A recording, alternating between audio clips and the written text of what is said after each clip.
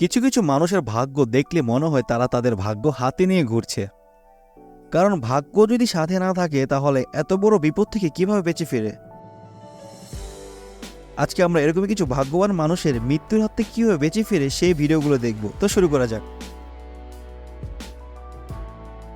আপনি যদি মনে করেন গাড়ি তাকে ধাক্কা দিবে তাহলে আপনি ভুল, কারণ সে একটুর জন্য গাড়ির সাথে ধাক্কা লাগবে না।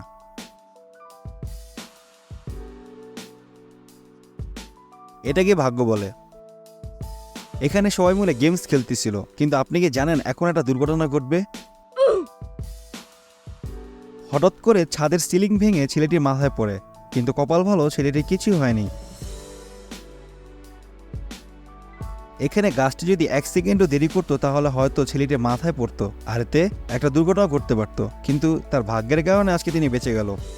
পাহাড়ি রাস্তায় গাড়ি চলাচলের সময় হঠাৎ করে ভূমিধস শুরু হয়। একটির জন্য গাড়ি চালকগুলো অনেক বড় বিপদ থেকে বেঁচে যায়। এই গাড়িটি আমার চেনা চেনা লাগতেছে। যারা এই গাড়ির মডেলটা চেনেন অবশ্যই কমেন্টস করে আমাদেরকে জানাবেন। নিয়ন্ত্রণ না করতে পেরে গাড়িটি উল্টে যায়, কিন্তু ছেলেটি গাড়িটিকে উল্টানো হাত থেকে বাঁচানোর চেষ্টা করে।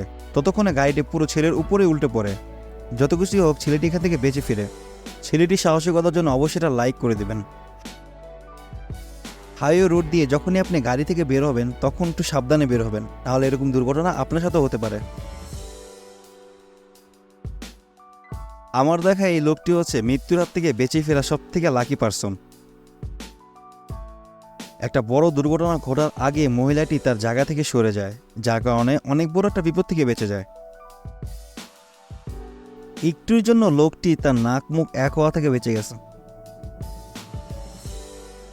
ছেলেটি ক্রিকেটার হওয়ার কারণে হয়তো মেয়েটিকে ক্যাচ করতে পারছে।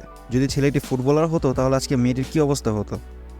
এই লোকটি দাঁড়িয়ে দাঁড়িয়ে ঘুমাচ্ছিল, কিন্তু হঠাৎ করে সে পিছনের দিকে পড়তে শুরু করে। পাশে থাকা লোকটি সাথে সাথে ধরার কারণে সে একটা বড় দুর্ঘটনা থেকে বেঁচে যায়। ছেলেটির টাইমিং দেখলে আপনি ভাবতে অবাক হয়ে যাবেন।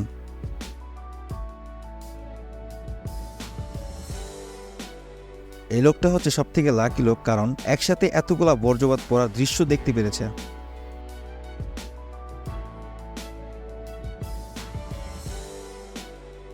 আসলে প্রতিভা না থাকলে এরকম কাজ কখনো করা যায় না। এটা দেখার পর আপনি এটাকে দক্ষতা বলবেন নাকি ভাগ্য বলবেন? এরকমই ভিডিও যদি দেখতে চান অবশ্যই আমাদের কমেন্টস করে জানাবেন। আজকে এতটুকুই, ধন্যবাদ।